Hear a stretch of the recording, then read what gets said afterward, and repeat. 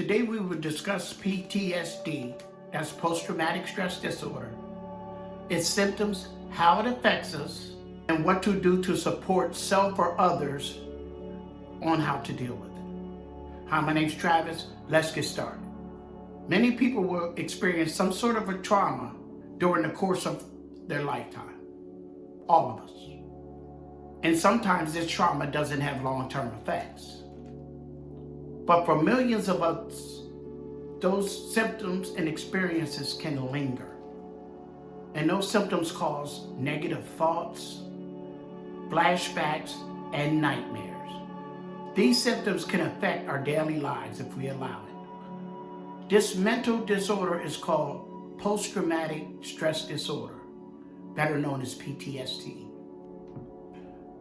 It's not a personal failing, but it is a treatable illness of some biological mechanisms that allow us to try to cope and deal with life on a daily basis. In order for us to understand PTSD, we must first understand that it processes a wide range of ordeals, like domestic violence, injury, death of a loved one, rape, war, car accidents, and other natural disasters. These types of feelings can lead to feeling helpless. These events can activate the brain's alarm system, known as fight, flight, or freeze. These are certain types of responses.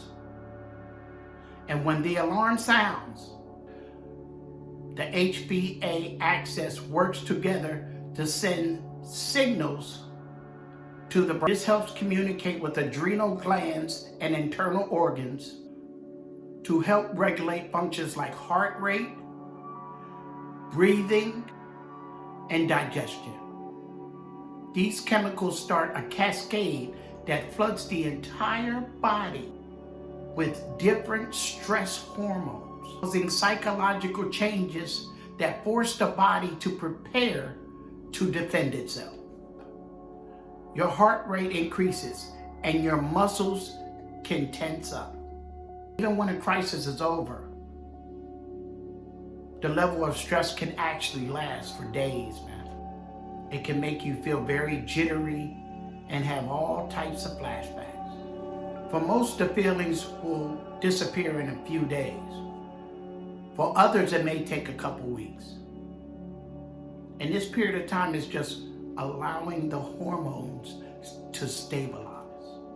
But a small portion of people who experience this type of trauma, it can last for a month or more. And then after that, money can go away and come back months later. One theory about PTSD is the stress hormone cortisol may be activating the fight, flight, and freeze response. This can reduce brain function and lead to a number of symptoms. These symptoms are placed into 4 different categories. Intrusive thoughts like dreams and flashbacks, avoiding reminders of trauma, negative thoughts and feelings like fear, anger, and guilt, reactive symptoms like irritability and having trouble sleeping. Everyone doesn't all have the same symptoms, and they don't all have the same extent of the symptoms. When these problems go on for more than a month, usually they are followed by a PTSD diagnosis if they're taken to a physician. Now, there are certain things that determine PTSD,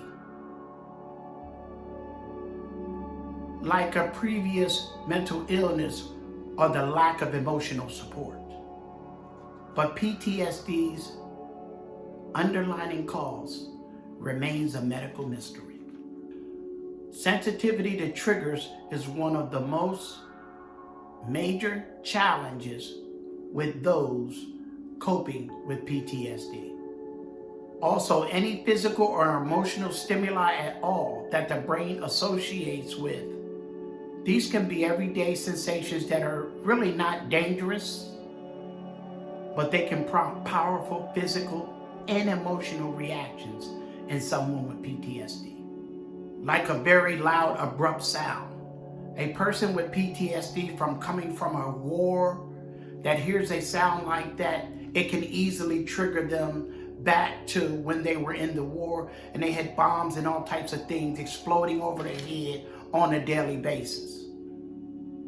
Or like if someone's lighting a campfire and you smell that campfire, and when you were a kid, you were in a burning house, and in that burning house, they got you out, but you remember how it smelled, and you remember that same smell. Well, that trauma will not only lead you back to remembering that time, it will take you back to those same exact feelings during your trauma. And you will feel that same feeling of panic and helplessness. It's like experiencing that same trauma all over again. So try to avoid these triggers as much as possible, although they are unpredictable. I mean, you don't know when you're going to walk up on something that triggers you. So if it triggers you, try to use your tools that you have in order to get through that period. And if you notice signs of PTSD in your friends, family, or co-workers, here's a few things you can do. Use social support and acceptance and empathy. If you know any places that they can go to get any kind of help, any doctors, any psychiatrists, any referrals, give them that kind of support. Have that empathy and understand what they're saying to you and understand how their feelings, and let them know you understand how they feel. Let them know that you believe them and what they're telling you, and that you are here to help them get through it. And don't blame them for their reactions when they are triggered by PTSD. PTSD is known as the hidden wound because it has no outward or physical signs. But even if it's an invisible disorder, it doesn't have to be a silent. Let's help with the battle in PTSD. Let's help our people around us. Let's help ourselves if we have it. And let's try to do the right things. Have a good day.